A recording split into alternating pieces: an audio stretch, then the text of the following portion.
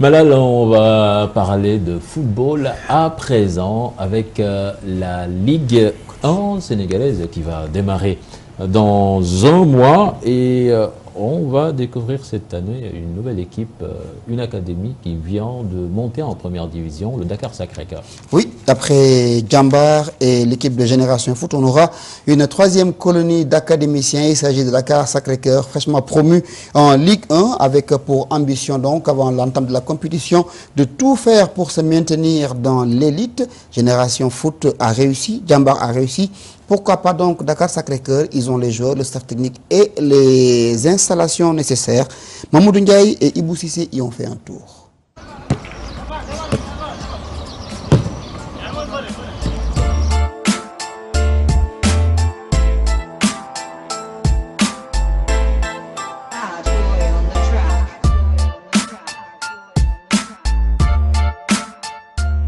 Après Djambar, Génération Foot, un autre centre de formation va découvrir la Ligue 1 cette saison.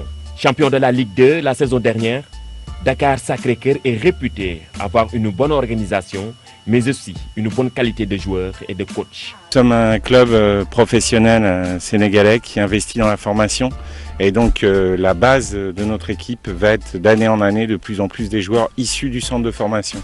Que ce soit des clubs qui ont des infrastructures comme nous, mais qui investissent énormément, notamment dans la formation. On a des ressources, c'est vrai, à travers nos activités sport-loisirs, mais toutes ces ressources ne suffisent même pas à combler les moyens qu'il faut mobiliser pour le football professionnel. Bruno Roy, un formateur venu de la France, le coach a réussi à faire monter l'équipe dans l'élite pour une première fois, après 6 ans d'attente. Bruno Roy, je vais avoir 50 ans, j'arrive de France, j'ai fait une carrière de joueur correct, j'ai eu la chance de jouer en Ligue 2 professionnelle, j'ai joué en national, en CFA, donc j'ai beaucoup joué en France évidemment, surtout dans le nord de la France. Et puis j'ai enchaîné sur une carrière d'éducateur formateur au Havre, qui est un bon club formateur de Ligue 2, d'où sont sortis beaucoup de bons joueurs qui jouent d'ailleurs en équipe de France actuellement. La Ligue 1, une découverte pour le club et son technicien français. On sait que ça va être difficile parce que la Ligue 1 c'est un cran au-dessus. Mais on est prêt, on travaille, on a vu des matchs la saison dernière, on a joué aussi contre des équipes de Ligue 1 en coupe, donc on sait que ça va être une année plus compliquée certainement que l'a été la saison dernière. Mais voilà, on ne se pose pas trop de questions, on va prendre match après match, on est prêt à affronter ce difficile championnat, ça nous fait pas peur, ça nous motive plutôt. En pleine préparation pour la saison prochaine, Dakar Sacré-Cœur n'a qu'un seul objectif, jouer le maintien. Stabilité, essayer de découvrir effectivement ce championnat de première division, se stabiliser dans ce championnat, après l'appétit vient en mangeant. Nous, notre premier objectif c'est la stabilisation, c'est-à-dire on monte en Ligue 1, on ne se met pas de pression, l'objectif c'est, ça serait vraiment génial de finir dans la première partie du tableau, et puis si on peut aller jouer un petit peu plus haut, évidemment on va pas se gêner pour le faire. Après le départ d'un de ses joueurs clés, le milieu Ousseynou Ndiaye, le club compte renforcer son effectif pour bien figurer en Ligue 1. On a recruté 2 joueurs, on ne sait pas trop si on va en prendre encore ou pas. Il pourra peut-être y avoir encore une arrivée ou 2 maximum, mais pour l'instant on est bien comme on est. On recrutera vraiment s'il y a des besoins. Et aujourd'hui avec Alain Olio, on regarde, on étudie toutes les pistes. Mais si on doit partir avec l'effectif qu'on a aujourd'hui, on partira avec, ça ne nous fait absolument pas peur.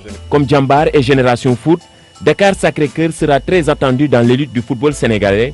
Réussira-t-il à imiter la prouesse des pensionnaires de l'académie de Denis Birandao? L'avenir nous édifiera.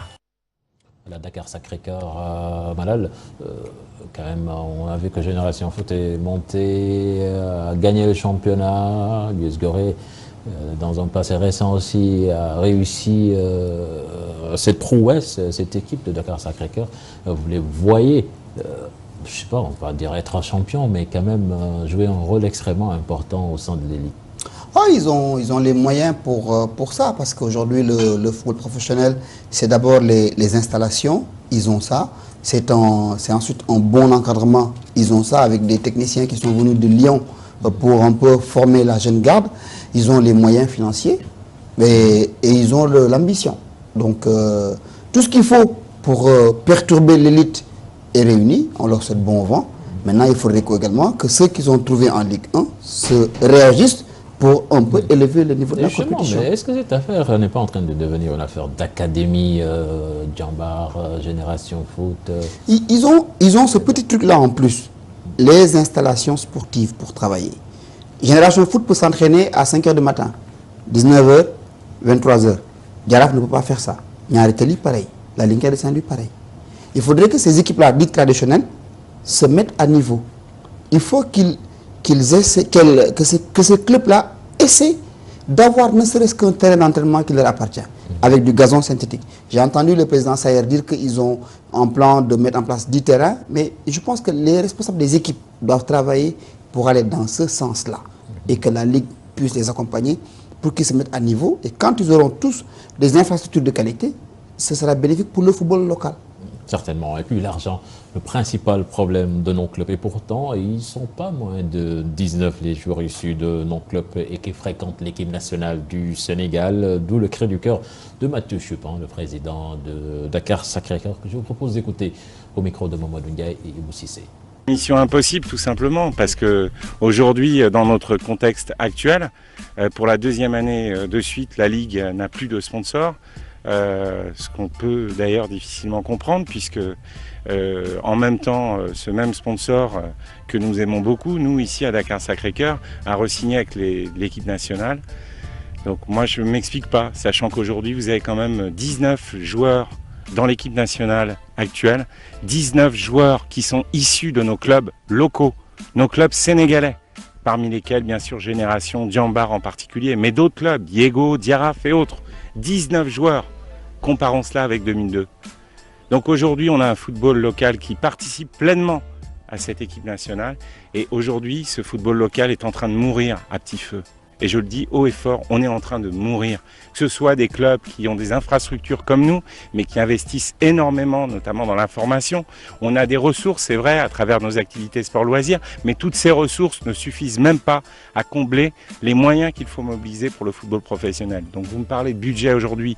On est champion de Ligue 2, demi-finaliste de la Coupe de la Ligue. On n'a pas eu un franc CFA de recettes. Droit télé, on ne sait pas où on en est aujourd'hui.